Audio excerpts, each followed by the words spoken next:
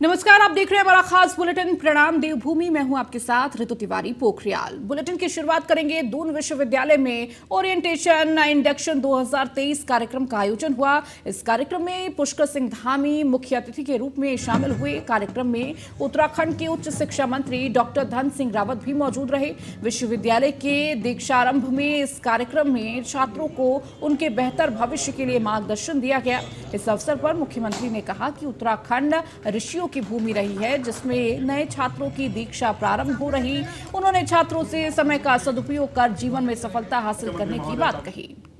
हमारे विद्यार्थियों की घबराहट किसी प्रकार से कम न पड़ जाए। माननीय मुख्यमंत्री भविष्य के कर्णधार हैं, नए विद्यार्थी हैं, उनके आज विश्वविद्यालय की पढ़ाई प्रारंभ हुई है और हमारी नई शिक्षा नीति जिसमें 1 से लेकर कक्षा 12 तक प्रवेशोत्सव और विश्वविद्यालय महाविद्यालयों में दीक्षा दिवस ये सब जगह मनाए जा रहे हैं। आज दून विश्वविद्यालय में भी आज इसकी शुरुआत हुई है।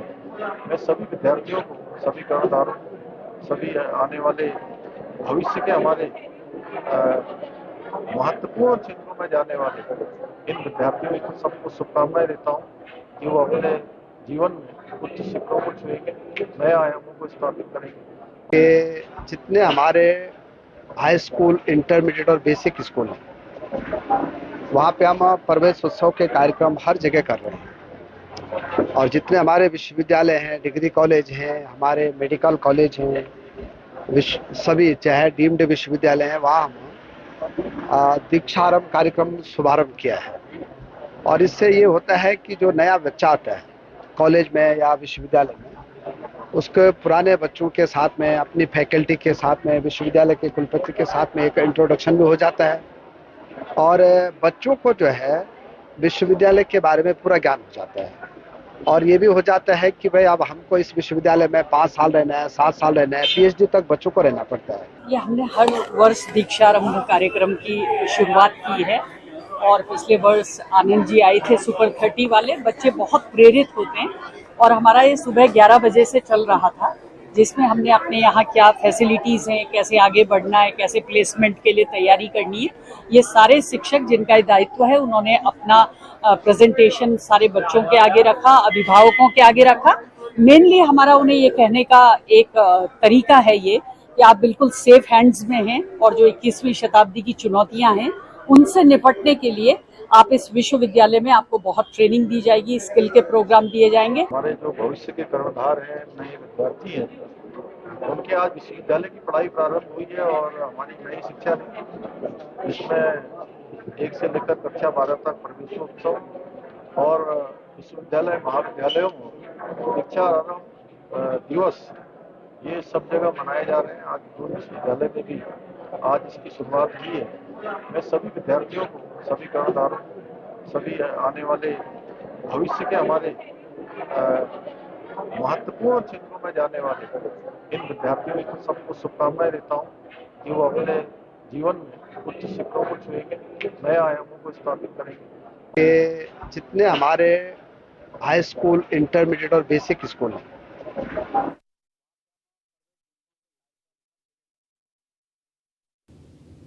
आईआईटी रुड़की में विश्व स्तर पर प्रसिद्ध परिवर्तनकारी कार्यक्रम G20 इम्पैक्ट समिट का आयोजन दीक्षांत समारोह हॉल में किया गया, जिसमें प्रदेश के मुख्यमंत्री पुष्कर सिंह धामी ने मुख्य अतिथि के तौर पर शिरकत की। कार्यक्रम को संबोधित करते हुए सीएम पुष्कर सिंह धामी ने कहा कि G20 अंतर्राष्ट्रीय आर्थिक सहयोग का प्रमुख मंच है। यह सभी प्रमुख अंतर्राष्ट्रीय आर्थिक मुद्दों पर वैश्विक संरचना और अधिशासन निर्धारित करने तथा उसे मजबूत करने में महत्वपूर्ण भूमिका निभाता है। भारत 1 दिसंबर 2022 से 30 नवंबर 2023 तक G20 की अध्यक्षता करेगा। यह बहुत गर्व की बात है। इसका उद्देश्य मध्यम आय वाले देशों को शामिल करने, वैश्विक वित्तीय स्थिरता को सुरक्षित करना है। वहीं कार्यक्रम में नगर के विभिन्न विद्यालयों को छात्र छात्राओं ने भी भाग लिया, जिन्हें सूबे के मुखिया पुष्कर सिंह धामी ने G20 के महत्व के बारे में जानकारी दी।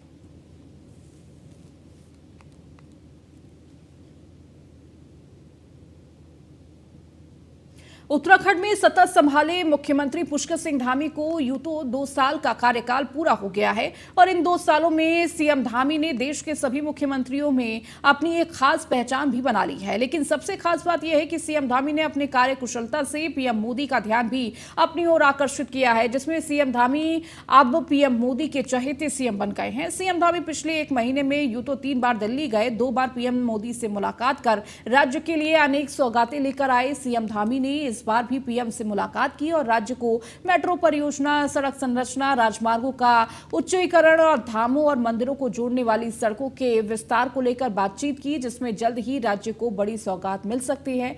वहीं कांग्रेस का मानना है कि 2024 में जनता अपने आप फैसला करेगी कि धामी विकास पुरुष है या विनाश पुरुष है। कांग्रेस विधायक प्रीतम सिंह ने कहा कि अभी कहना जल्दबाजी होगी, लेकिन चुनाव में इसका फैसला जनता अपने आप करेगी।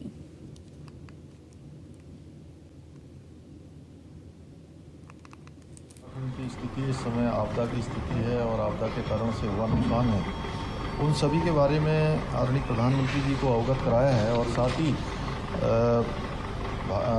सड़क परिवहन के क्षेत्र में 2000 करोड़ रुपए की धनराशि विभिन्न मार्गों के सुधारीकरण के लिए और नवनिर्माण के लिए उसका भी मैंने अनुरोध किया है। साथ ही 6 राजमार्ग उनको उच्चीकृत करने का भी निवेदन किया है। साथ में पर्यटन की दृष्टि से और जनमानस को सुविधा की दृष्टि से काठगोदाम, भीमताल, लोहाघाट, पंचेश्वर मोटर मार्ग को राष्ट्रीय राजमार्ग के रूप में उच्चीकृत किए जाने के लिए भी अनुरोध किया है। देश के प्रधानमंत्री जी का उत्तराखंड के प्रति जो असीम प्रेम और लगाव है वो हम सबको दिखता है और उनके प्रधानमंत्री बनने के बाद इन 9 वर्षों के अंदर उत्तराखंड राज्य के विकास के लिए, सर्वांगीण विकास के लिए किसी भी प्रकार की उन्होंने धन की कमी या किसी भी प्रकार की कोई कमी आने नहीं दी। हमारे मुख्यमंत्री जी ने जो भी प्रस्ताव उनके सम्मुख रखे हैं उन्होंने उन्हें सहर्ष स्वीकार किया है। अच्छी बात है कि मुख्यमंत्री जी दिल्ली दौरे पर गए और जब वो दिल्ली दौरे पर जाएंगे तो डबल इंजन की सरकार है, झोली खाली तो नहीं आनी चाहिए, कुछ ना कुछ उस झोली में होना ही चाहिए।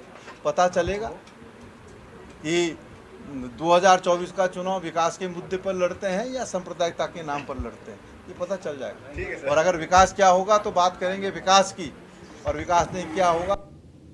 उत्तराखंड में लोकसभा चुनाव की तैयारियों में जुटी बीजेपी ने राज्य के विधानसभा चुनाव में हारी 23 सीटों पर जीत सुनिश्चित करने का जिम्मा पार्टी सांसदों को सौंप दिया है। इसके तहत लोकसभा और राज्यसभा सांसदों को अलग अलग सीटों की जिम्मेदारी दी गई है। इसके तहत जहां जहां बीजेपी कमजोर है वहां पार्टी को मजबूत करना होगा। इसके लिए बीजेपी ने विपक्षी दलों के जमीनी कार्यकर्ताओं को साथ लाने की रणनीति बनाई है। साथ ही जनजाति व अनुसूचित जनजातियों के बीच में पैठ बढ़ानी है। वहीं बीजेपी प्रदेश अध्यक्ष महेंद्र भट्ट ने कहा कि सभी सांसद आवंटित विधानसभा क्षेत्रों में संगठन को मजबूत करने के साथ ही जन सहभागिता वाले कार्यक्रम में भी शिरकत करेंगे। सांसदों को ग्रामीण क्षेत्रों में रात्रि प्रवास और टिफिन बैठकों में भी शामिल होना है।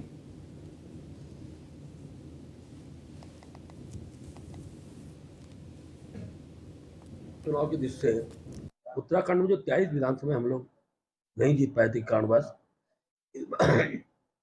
किसी प्रकार की चूक न रहे, इस दिशा हमारे जो लोकसभा के सांसद हैं, राज्यसभा के सांसद हैं, उनको हमने विधानसभा आवंटित किया। हारी हुई विधानसभा है उसमें तीरथ जी को हमने बद्रीनाथ, बाराहाट ऐसे 2 विधानसभाएं दी हैं। माला राजकृष्ण शाह जी को हमने यमुनोत्री 1 विधानसभा दी है। निशंक जी को हमने हरिद्वार ग्रामीण, ज्वालापुर, खानपुर 3 विधानसभाएं दी हैं। अजय टमटा जी को हमने लोहाघाट, धारचूला, पिथौरागढ़, अल्मोड़ा 4 विधानसभाएं दी हैं।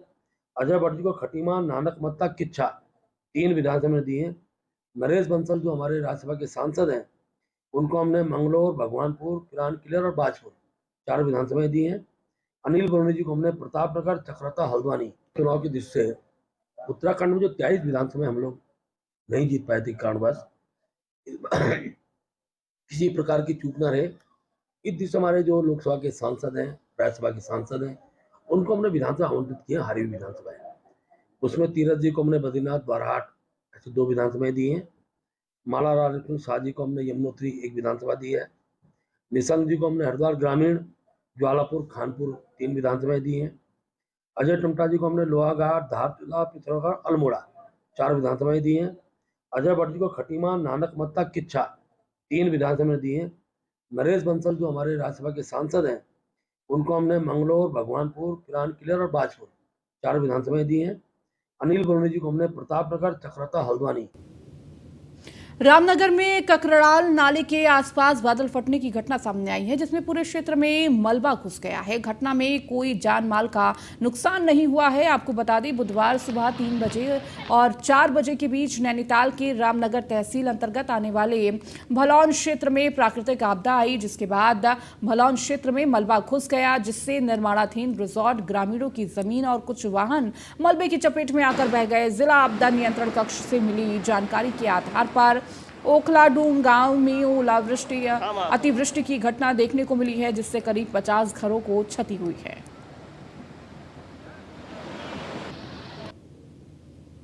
हाँ सर, ऐसा है, कल दोपहर बाद से काफ़ी बारिश हो रही थी, लेकिन कल रात 3:30-4 बजे के आसपास के घटना है कि वहाँ पर बादल फट गया। ग्राम सभा भलौन और अमगढ़ी के बीच में एक ककराड़ नदी बहती है, उसमें बादल फटा है। उसकी वजह से जो है एक उसके निर्माणाधीन एक होटल है, उसमें बहुत सारा नुकसान हुआ। उसका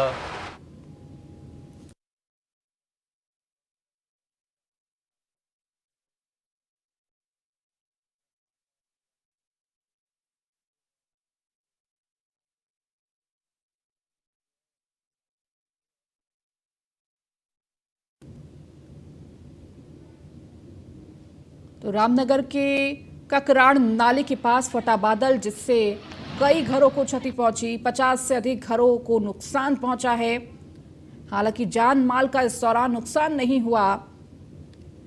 तो लगातार उत्तराखंड में मौसम बदलता हुआ नजर आ रहा है।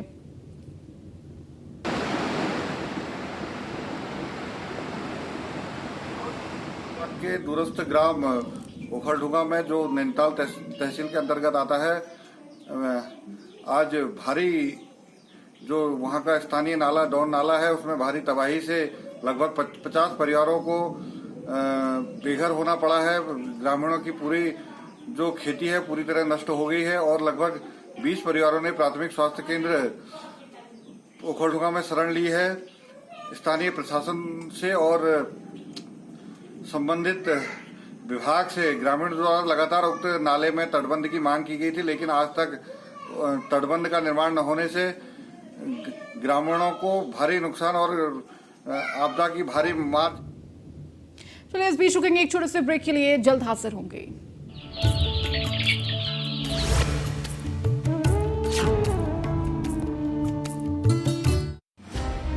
अपनी शक्ति, सामर्थ्य, प्राकृतिक संपदा और स्थानीय उत्पादों का प्रचार प्रसार करके प्रगति और समृद्धि प्राप्त की जा सकती है।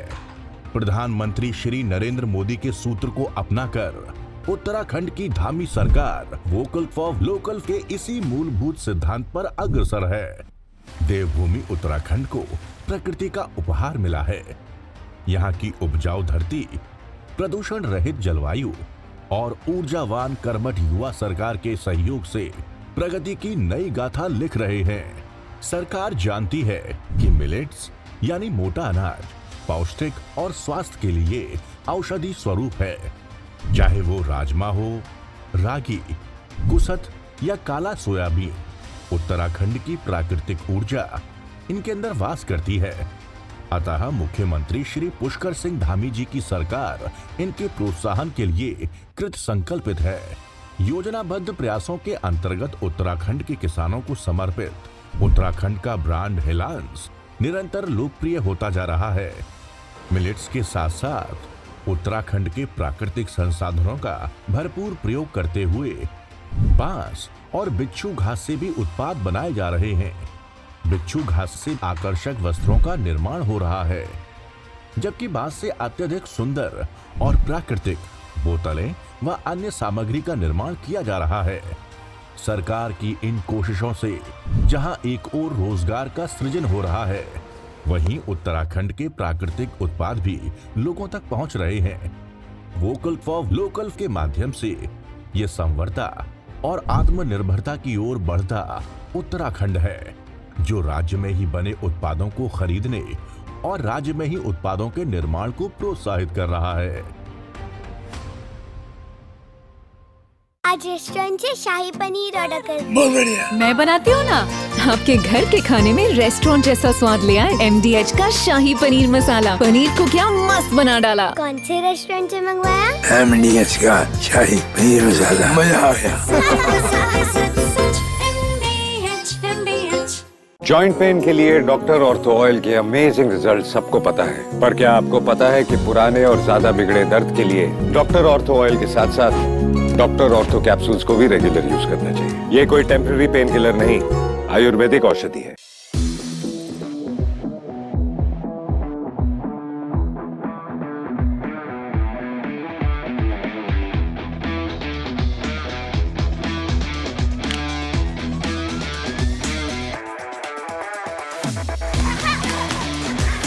मैं चाहना कि खिडारी ਜਿਹੜੇ ਨੇ ਜਦੋਂ ਖੇਡ ਰਹੇ ਹੋਣ ਉਹਨਾਂ ਨੂੰ ਕੋਈ ਘਰ ਦੀ ਚਿੰਤਾ ਨਾ ਹੋਵੇ, ਉਹਨਾਂ ਨੂੰ ਆਪਣੇ ਪਰਿਵਾਰ ਦੀ ਆਰਥਿਕਤਾ ਦੀ ਚਿੰਤਾ ਨਾ ਹੋਵੇ, ਤਾਂ ਉਹ ਵਧੀਆ ਖੇਡਣਗੇ।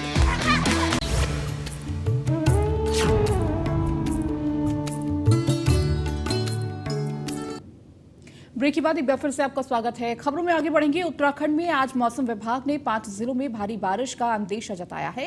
साथ ही भारी बारिश को देखते हुए मौसम विभाग ने येलो अलर्ट जारी करते हुए लोगों को सतर्क रहने की अपील भी की है। मौसम विज्ञान केंद्र ने पूरे प्रदेश के लिए तेज बारिश का येलो अलर्ट जारी किया है, जबकि देहरादून, पौड़ी, नैनीताल, चंपावत और उधम सिंह नगर जिले के अधिकतर इलाकों में तेज बारिश होने की आशंका है। 5 अगस्त तक प्रदेश भर के सभी इलाकों में बारिश का येलो अलर्ट भी जारी है।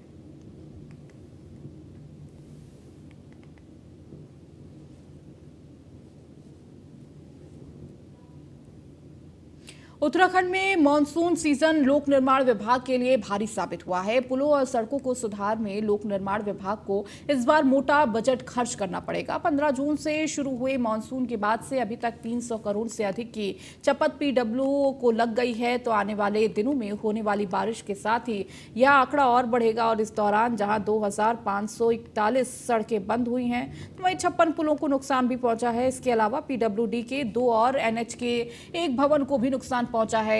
सचिव PW डॉक्टर पंकज पांडे का कहना है कि पुल, सड़कों और भवनों को पूर्वता स्थिति में लाने के लिए अभी तक कुल 300 करोड़ से अधिक का आकलन किया गया है। उन्होंने बताया कि अभी वर्षा काल के 2 माह शेष हैं, बारिश का क्रम भी लगातार बना हुआ है, इससे आने वाले समय में क्षति अधिक होने से इनकार नहीं किया जा सकता। इस वर्ष मैं बताना चाहूँगा कि जो टोटल PWD की सड़कें और पुल मिला के लगभग 300 करोड़ का हमको नुकसान हुआ है, जो कि हम अगर अपनी सड़क को पुरानी अवस्था में लाते हैं जैसी वो सड़क थी तो उसमें 300 करोड़ करीब खर्चा होने की संभावना है। इसके अलावा जो 2 दिन पहले की रिपोर्ट है, इसके अलावा लगातार क्योंकि बारिश अभी जारी है तो आगे चल के ये आंकड़ा बढ़ सकता है।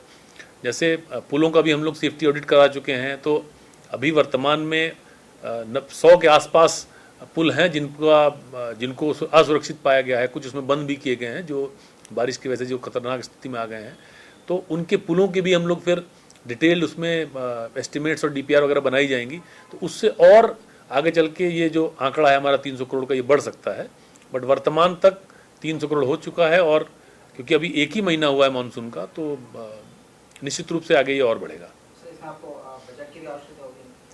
देखिए, कुछ इसमें हम लोगों ने रिक्वेस्ट किया भारत सरकार से, माननीय प्रधानमंत्री जी को भी माननीय मुख्यमंत्री जी के माध्यम से रिक्वेस्ट की गई है और जो हमारे सड़क परिवहन मंत्री जी हैं गडकरी जी, उनको भी रिक्वेस्ट भेजी जा रही है। हम लोग यहाँ से रिटर्न में भी भेज रहे हैं। पर्सनली जब माननीय मुख्यमंत्री जी मिले थे तो उन्होंने भी रिक्वेस्ट किया था उनको, तो वो भी हम भेज रहे हैं। और जो हमारी अन्य योजनाएं जो चल रही वर्तमान में, राज्य योजना या जो भारत सरकार की और योजनाएं, उनके तहत भी हमने इन रोड्स को प्लान कर रहे हैं जिससे कि जो अच्छी कंडीशन में रोड को वापस ला सके हम लोग। इस विश्व हिंदू परिषद और बजरंग दल के कार्यकर्ताओं ने देहरादून जिलाधिकारी कार्यालय का घेराव कर जमकर नारेबाजी की है। यहां तक कि शुरुआत में ज्ञापन लेने आए ADM से विश्व हिंदू परिषद के कार्यकर्ताओं की नोकझोंक भी हो गई। कार्यकर्ताओं इस जिद पर अड़े थे कि ज्ञापन ADM नहीं बल्कि DM को सौंपा जाएगा।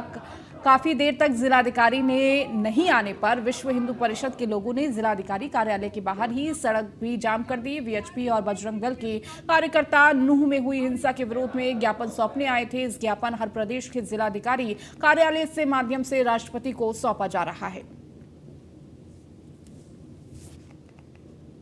पीड़ा मजाक बनकर रह गई है और ब्यूरोक्रेसी सरकार पर हावी है। जिलाधिकारी महोदया आधे घंटे की प्रतीक्षा कराकर पीड़ित हिंदू समाज को समय देने के लिए बड़ी मुश्किल से आई है और उनका व्यवहार इस प्रकार से है कि जितने हताहत हिंदू समाज के लोग हुए हैं, जिस प्रकार की पथराव आगजनी हिंदू समाज को हुई है, वो हंस रही हैं। एडीएम साहब का कहना है अगर आपको प्रतिक्रिया व्यक्त करनी है मौके पर जाइए और जिस प्रकार का वो प्रतिकार करना है वहां कीजिए, यहाँ क्यों प्रदर्शन करते हैं? इस प्रकार के भाव से अगर प्रशासन विश्व हिंदू परिषद बजरंग दल के कार्यकर्ताओं को ट्रीट करेगा, हिंदू समाज को ट्रीट करेगा, कहीं न कहीं हिंदू समाज के आक्रोश का यह ज्वालामुखी देहरादून के वसंत विहार क्षेत्र में संदिग्ध हालत में एक महिला की मौत होने से सनसनी फैल गई। आपको बता दें कि मृतक महिला 3 महीने की गर्भवती थी। महिला के परिजनों ने ससुराल पक्ष के लोगों पर हत्या का आरोप लगाते हुए मुकदमा दर्ज कराया है, जिसकी अब देहरादून पुलिस तफ्तीश कर रही है। देहरादून एसपी सिटी सरिता ढोबाल ने बताया कि ससुराल पक्ष के लोग शादी के बाद महिला को प्रताड़ित करने का काम करते थे। ऐसी जानकारी पुलिस को प्राप्त हुई है, जिसके आधार पर विवेचना की जा रही है। वहीं पोस्टमार्टम रिपोर्ट के बाद पुलिस हत्या या सुसाइड इसका खुलासा करेगी। देखिए, थाना वसंत विहार में सूचना मिली थी जिस पर के जो कंप्लेनेंट हैं उनके द्वारा एक एप्लीकेशन भी दी गई है, जिसमें कि उनके द्वारा बताया गया है कि उनकी बहन की शादी 2022 में हुई थी और शादी के बाद से ही उसका पति और उसके घर वालों द्वारा उसको लगातार प्रताड़ित किया जा रहा था और इसके पश्चात कल 1 तारीख को जो है उसके पति, उसकी सास और ननद द्वारा जो है उसकी हत्या कारित कर दी गई और उसके बाद मृत्यु के पश्चात उनको घर वालों को सही सूचना भी नहीं दी गई। इस संबंध में उनके द्वारा एक तहरीर दी गई है, जिस पर कि मुकदमा पंजीकृत किया गया है। 304 बी आईपीसी का मुकदमा पंजीकृत किया गया है। इसके पश्चात विवेचनात्मक कार्रवाई प्रचलित है और जो अभियुक्त है उनके खिलाफ वैधानिक कार्रवाई की जाएगी। देखिए, अभी तो विवेचना चल रही है। अंतर्राष्ट्रीय ब्रेस्ट फीडिंग सप्ताह के तहत देहरादून के निजी चिकित्सालय में ब्रेस्ट फीडिंग सप्ताह कार्यक्रम का आयोजन किया गया, जिसमें मुख्य अतिथि के रूप में उत्तराखंड के मुख्यमंत्री पुष्कर सिंह धामी की पत्नी गीता धामी ने दीप जलाकर कार्यक्रम का शुभारंभ किया। इस अवसर पर गीता धामी ने कहा कि आज के समय में महिलाओं को स्तनपान के लिए जागरूक होना जरूरी है। आज के समय में कामकाजी महिलाएं नवजात शिशुओं का ध्यान नहीं रख पाती, जिससे उन्हें अनेकों बीमारियों का सामना करना पड़ता है। इसीलिए नवजात शिशुओं की देखभाल के लिए स्तनपान आवश्यक है। इसीलिए ऐसे कार्यक्रमों के माध्यम से महिलाओं को जागरूक करने का काम किया जाता है और इसके लिए एक अभियान के रूप में पूरे प्रदेश भर में चलाया जा रहा है। महोदया पधार चुकी है, परिचय देना चाहूंगी। वैसे आज विश्व स्तनपान सप्ताह की पूरे देशवासियों को सभी को बहुत बहुत बधाई और शुभकामनाएं दूंगी। और ये बहुत ही ज़रूरी है लोगों को जागरूक करना, खासकर आज की जो हमारी युवा पीढ़ी है। जिस तरह से हमारे बच्चे जो कि नवजात शिशु समय पर जिनका जन्म होता है, उनके लिए माँ का दूध बहुत ही ज़रूरी है, ताकि वो हष्ट पुष्ट रहे। हमारी पीढ़ियाँ पुष्ट रहेंगी तो ये समाज, मैं समझती हूँ कि स्वस्थ रहेगा, देश स्वस्थ रहेगा। और जो है अधिकतर यहाँ पे अधिकतर संस्थाओं के द्वारा, हॉस्पिटल्स के द्वारा, गवर्नमेंट के द्वारा ये जागरूकता अभियान चलाया जा रहा है। और इसी के साथ में आज कनिष्क हॉस्पिटल के द्वारा भी यहाँ पे डॉक्टर हमारे जो डायरेक्टर हैं मुकेश कुमार गुप्ता जी और डॉक्टर रितु गुप्ता जी के द्वारा भी यहाँ पे ये कार्यक्रम आयोजित किया गया है। मैं सभी को बहुत शुभकामनाएं देती हूँ कि आप सभी जो है जनता, हमारी महिलाओं को, युवाओं को, सभी को जागरूक करने के लिए इस तरह के कार्यक्रम आयोजित कर रहे हैं, जिनके द्वारा कनिष्क फाउंडेशन के द्वारा समय समय पर सामाजिक जो है कार्य भी किए जा रहे हैं। और ये पूरे विश्व में आज WHO की रिपोर्ट। सितारगंज सामुदायिक स्वास्थ्य केंद्र में लगातार वायरल फीवर, डायरिया एवं आई फ्लू के मरीज लगातार पहुंच रहे हैं। वहीं डॉक्टर बदलते मौसम में सबको अपना ख्याल रखने की सलाह दे रहे हैं। फिलहाल इस बुलेटिन में इतना ही। बने रहिए न्यूज़ 1 इंडिया के साथ।